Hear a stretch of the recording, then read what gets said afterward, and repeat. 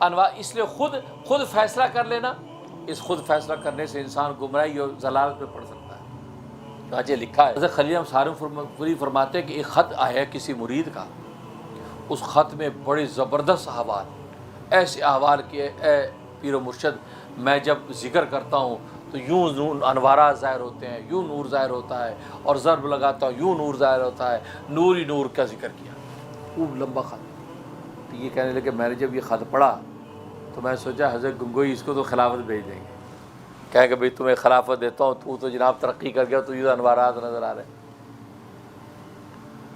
تو حضرت جب خط سنا، حضرت گنگوئی نے فرمایا کہ ان کو لکھو کہ فوراً ذکر کرنا چھوڑ دو اور سر پر تیل کی مالش کرو، اس لیے کہ سر میں خشکی ہو گئی، سر میں خشکی کی وجہ سے ہر چیز نور نظر آتا ہے، ستارے نظر آتے ہیں، بھوک لگی ہو تو تارے نظر آتے ہیں نا، سر میں خشکی ہو جائے تو تارے نظر آتے ہیں، وہ تاروں کو سمجھے کہ اللہ کا نور اتر رہا ہے تو مارا گیا۔ فرمایا کہ اس کو کہ تیرے سر میں خشکی ہو گئی، یہ ذکر چھوڑ دے، کچھ دن ذکر کا ناغہ کر اور جناب سر کی تیل کی مالش کرو۔ اب فرماتے ایک مہینے کے بعد خط آیا ان کا، اسی مرید کا، جب کھولا کہا کہ حضرت بڑا افاقہ ہوا، جب سے ذکر چھوڑ کر مالش کیا نور آنا بند ہو گیا۔ اب بتائیے کہ یہ جو نور ہے کیا نور تھا؟ یہ نور تو آپ کے سر کی خشکی کا نور تھا، اب آپ اس کو نور سمجھ کے دھوکے میں پڑ گئے۔ اب اگر کسی کا پیر و مرشد نہ ہوتا، بتانے والا کوئی رہنما نہ ہوتا، وہ خود ہی فیصلہ کر کے بیٹھ جاتا۔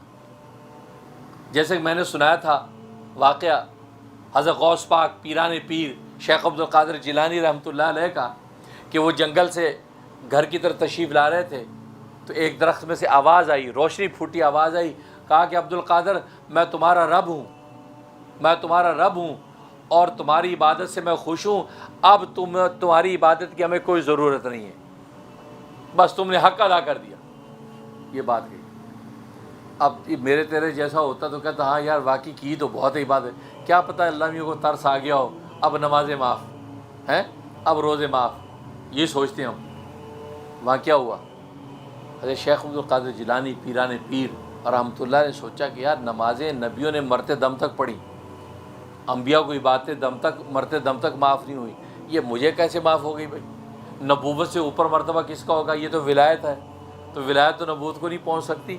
یہ کیا بات؟ صحابہ نے ساری زندگی نمازیں پڑھی، ساری کائنات کے ولی اکٹھے ہو جائیں، ایک صحابی کے پیروں کی خاک کو نہیں پہنچتے؟ کہ جن صحابہ نے اپنی آنکھوں کے کیمرے سے رسول اللہ کے فوٹو کھینچے ہیں، آج کا ولی وہ فوٹو کہاں سے لائے گا؟ وہ آنکھیں کہاں سے لائے گا؟ تو فوراً انہوں نے کہا لا حول ولا قوت الا باللہ، شیطان مردود دفع ہو، نبیوں کو مرتے دم تک نماز معاف نہیں ہوئی، مجھے معاف کہاں سے ہو گئی؟ یہ بات کہی۔ تو اس ظالم نے، ابلیس تو بہت بڑا مولوی ہے، اسے فوراً دوسرا وار کیا، کیا کہتا ہے؟ کہنے لگا عبد القادر آج تو اپنے علم سے بچ گیا ہے، بس تجھے علم تھا اس مسئلے کا کہ نبیوں کو بھی معاف نہیں ہوتی عبادت، فاعبد ربک حتی یاتیک الیقین، اے پیغمبر تو عبادت کرتا رہے اپنے رب کی یہاں تک کہ تجھے یقین آ جائے، یعنی یقین سے مراد موت ہے، یعنی موت آ جائے، مرتے دم تک عبادت کرنی ہے۔ تجھے علم تھا تو اپنے علم سے بچ گیا ہے۔